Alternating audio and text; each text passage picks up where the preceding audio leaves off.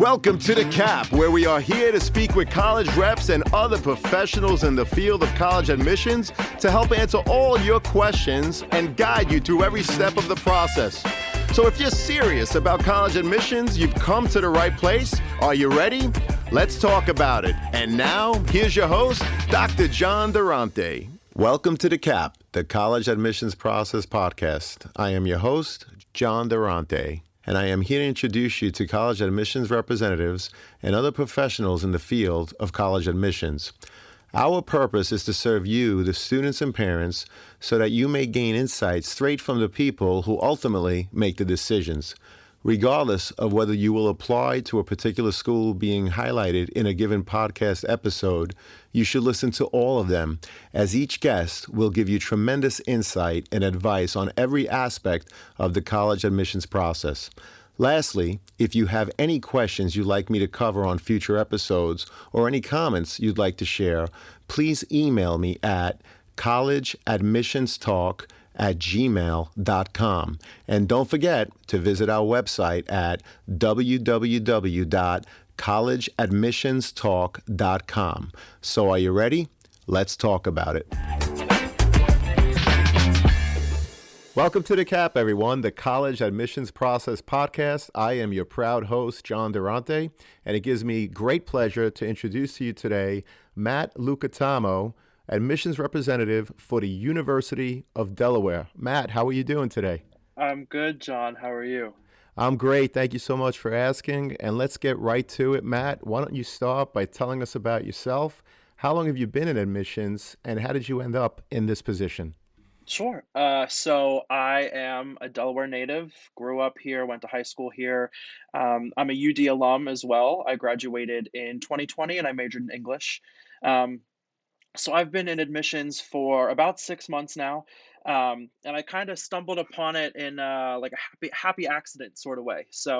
Um, like I mentioned, I graduated in 2020 during the height of the first wave of the COVID pandemic. When I was applying to countless jobs and no one was hiring anyone for anything. I kind of had to go back to the drawing board and think, why did I apply to college in the first place? I had originally applied as English education, had changed my major. It was a long thing, but I was like, maybe I do want to circle back and start looking into education again. So I thought about maybe working in higher ed, but I knew that I didn't necessarily want to teach.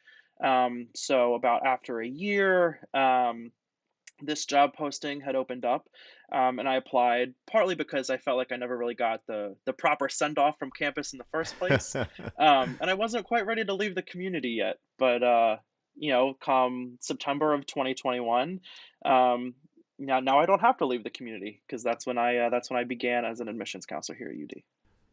Well, that is great. We're lucky to have you here today on the show, and the University of Delaware is also very fortunate to have you. So good luck with that.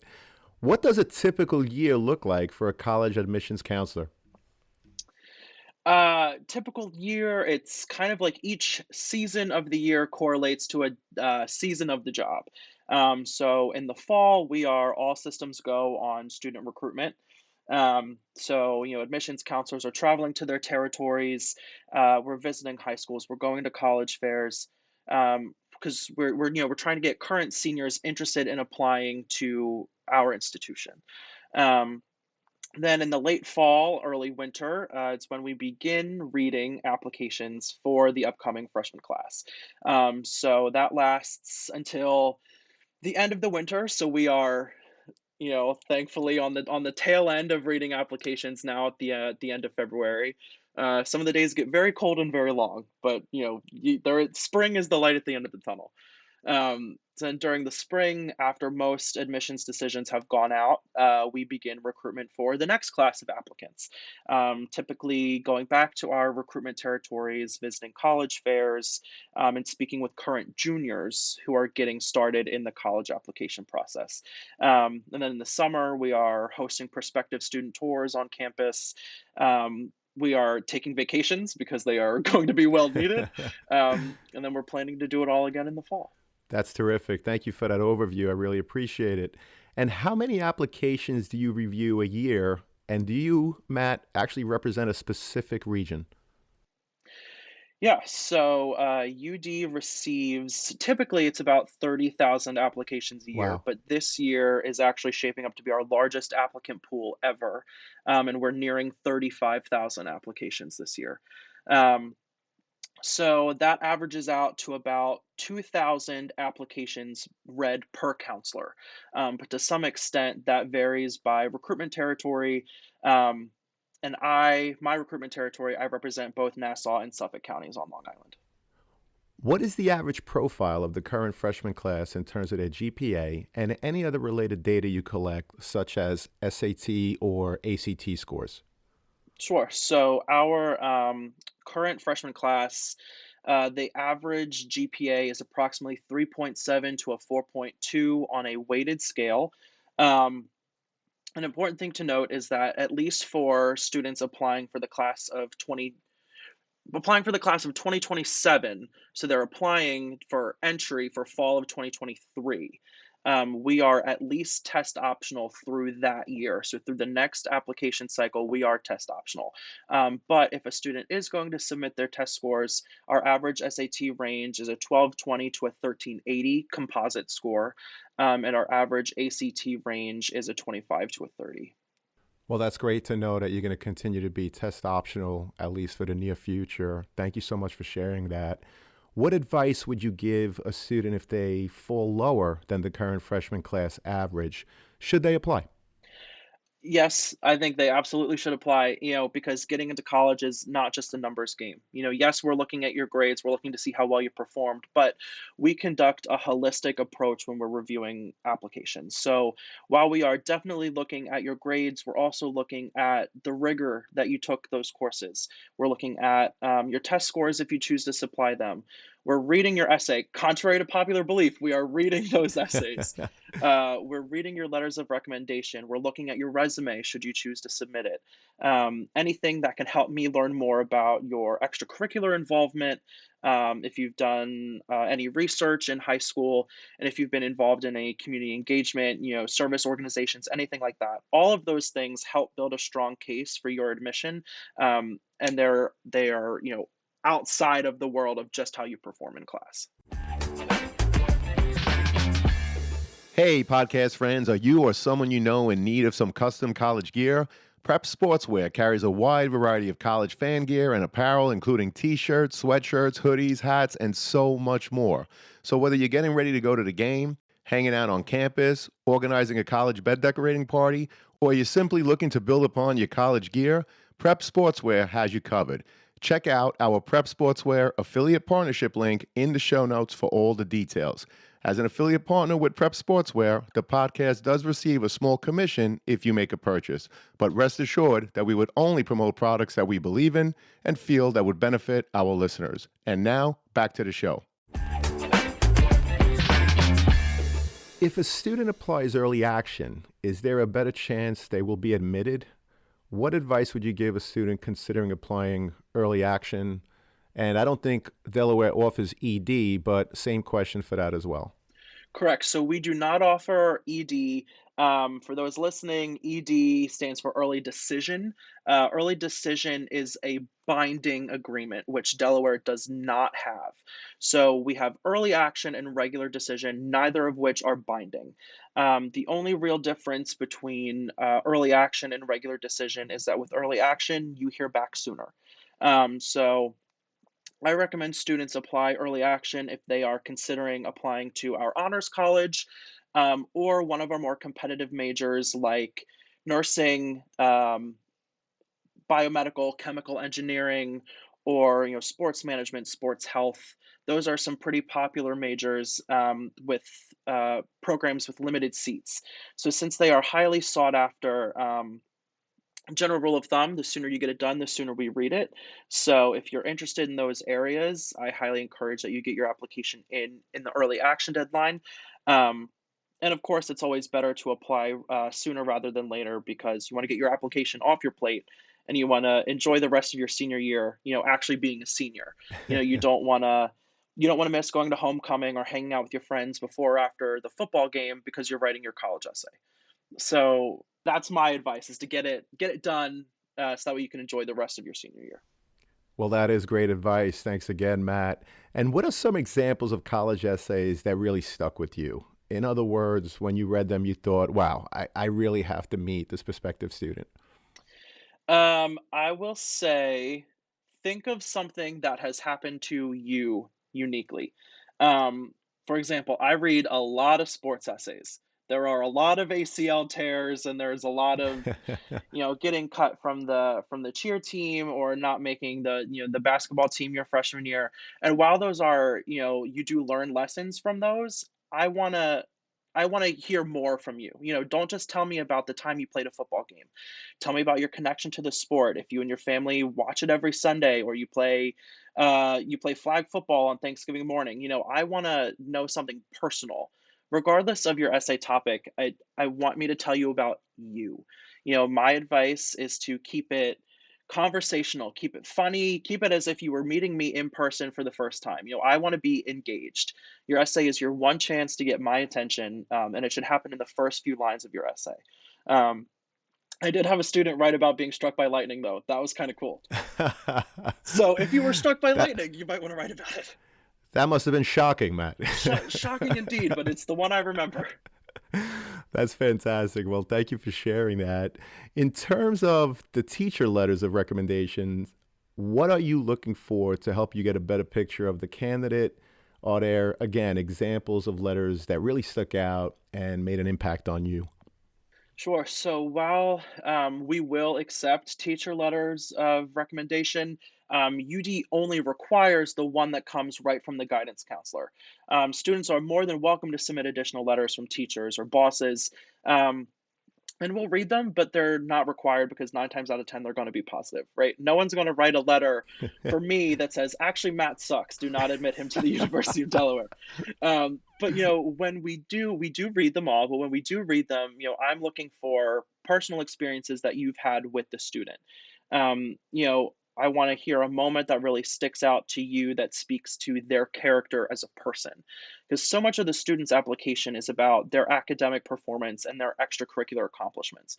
So while those are important things for teachers and guidance counselors to include in their letters of recommendation, there are also things that the student has already advocated for on their own behalf. So that little extra piece that you can provide, that speaks to who they are as a person, is really important to us as readers. So, Matt, every admissions officer receives a copy of the prospective student's transcript and, of course, the activity sheet. What kinds of things are you looking for when reviewing these items? Sure. So when reviewing these items, I want to start with, guidance. All guidance counselors send the high school transcript, but the University of Delaware actually utilizes another platform called the SRAR, or the Self-Reported Academic Record, and that's a platform where students self-report their grades from high school, and it is one of our admissions requirements. So. The high school transcript and the SRAR are two different things. So when you are applying, make sure you have that SRAR done as well. And the SRAR is what we use when we read a student's application to consult their grades. However, when looking at an activity sheet, I'm looking for things that make you unique. A lot of students play sports or a part of Key Club or in the choir. I'm looking to see if you've made it to nationals in that sport, or if you've started your own community service organization, or if you write and produce your own music. I want to see what you've done to take it the next step, not because you have to, but because you want to. A lot of startup pandemic businesses were really popular with high school students. I want to see that if you started a business, if you've kept up with that business model even after you started going back to school. I want to see if you're conducting research, or better yet, if you've been published in a research area. I want to see if you're holding an internship, and if that internship is in an area that is pertaining to your major of interest. Anything that you can provide us to give us a bigger picture in terms of what your day-to-day life looks like as a high school student, um, and how you're able to balance all of those activities with your academics. Those are tremendous pieces of advice as students work to put their applications together. So I just want to thank you again for that, Matt. How do you evaluate varying state assessments? For example, New York State has Regents exams for all of their students. Your school is obviously not in New York State, you're in Delaware. So, how much weight do you put on these types of assessments? Sure. So because we are, again, in Delaware and not New York State, we do not put any weight on varying state assessments. So, we do not take Regents exam scores into consideration when we are reviewing a student's application. In the same vein of that, a Regents course holds the same amount of weight on the SRAR as a standard course. So this is not, this is not me saying don't take your Regents courses. Take your Regents courses, get that advanced Regents diploma, because the SUNYs and a lot of New York State schools will look at it. But as an out-of-state school, we do not equate them to as much weight. Understood, and thank you for that explanation. I appreciate it. What kind of scholarship opportunities do you offer for academic achievement, and does a student have to apply separately for any of these offerings? Um, I'll answer twofold. So, the first part, Delaware offers potential merit awards between $2,000 and $17,000 per year for out of state students. So, these awards are based solely on the information that the student supplies in their SRAR. And they are automatically considered for merit award eligibility as long as they get their application in by our priority deadline of January 15th. Um, I do want to point out too that applying early action versus regular decision has no impact on how much money a student can potentially receive in merit awards. So as long as you are in by that priority deadline of January 15th, you are automatically considered for merit. Well, that's really good to know, and thank you for that explanation.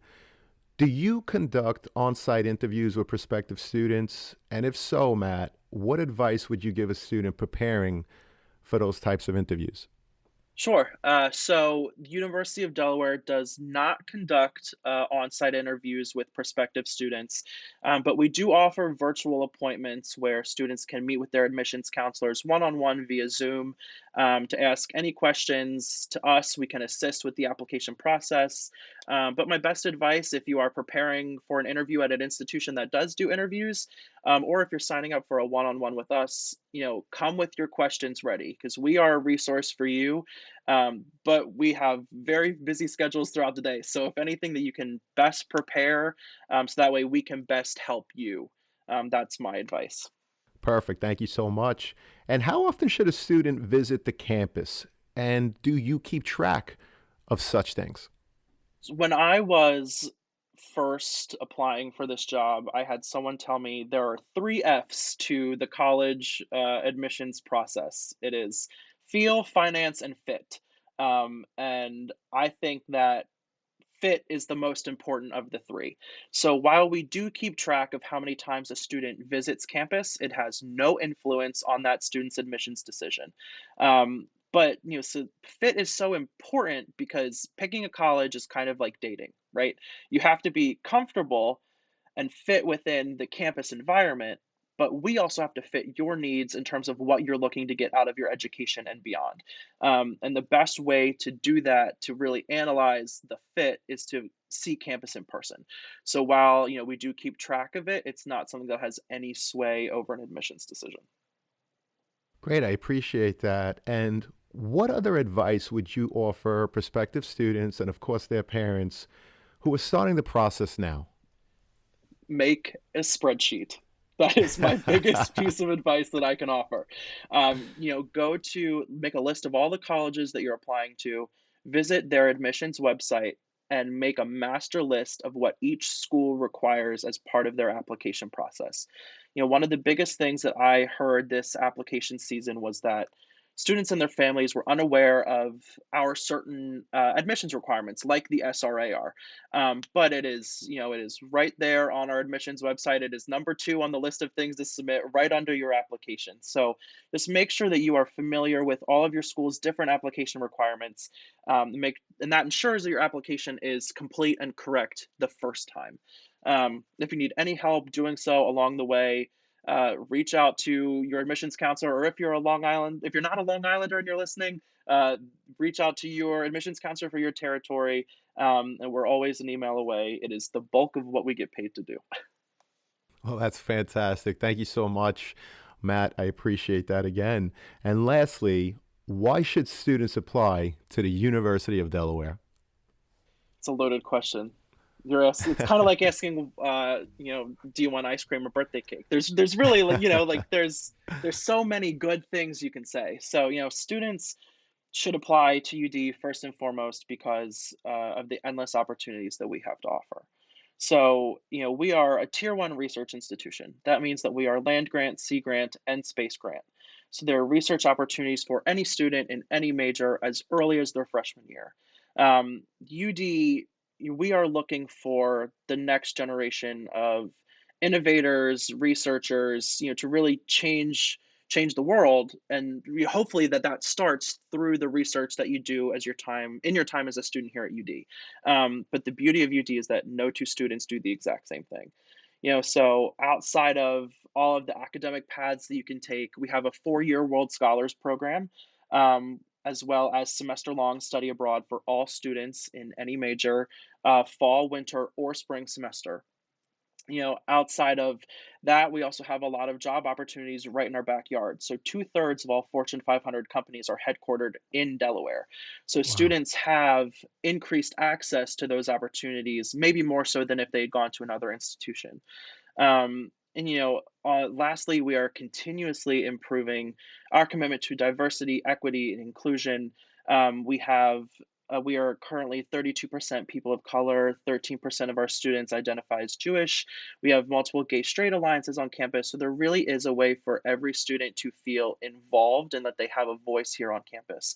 And part of that is we have over 400 student run organizations here. So anything we have everything available to really set you up for success and ensure that your involvement as a student at UD is personalized specifically to who you are.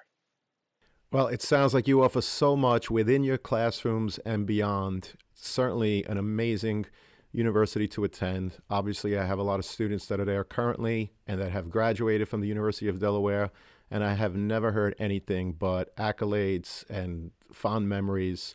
It really is a special place, and the campus is beautiful. I've been there myself many times, The and campus is very nice. It might be cloudy today, but we like to say that if you come when it's cloudy and you love it, you'll definitely enjoy it when it's sunny.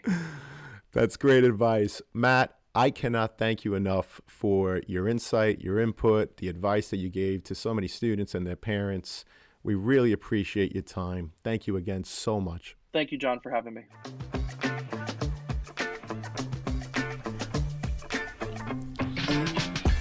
Thank you for joining us on this episode of the CAP, the College Admissions Process Podcast. We hope you enjoyed the show. If you did, please don't forget to tell a friend and follow us on Facebook, Instagram, Twitter, and wherever you listen to your podcasts. I am your host, John Durante, and I look forward to seeing you on the next episode of the CAP. What's up, podcast friends? I'm happy to share that we've teamed up with Dormco to make your dorm decorating a lot easier. Why Dormco? They offer quality and durability, affordability, and a wide selection for bedding to storage solutions and everything in between for your dorm room. So if you or anyone you know is looking to decorate your dorm, see the affiliate partnership link in the show notes for Dormco, your one-stop for stylish, affordable, and quality dorm essentials. Please note that if you make a purchase through any of our affiliate links, the podcast gets a commission, but rest assured that we would only promote products that we believe in and feel would benefit our listeners. Thank you all, and best wishes.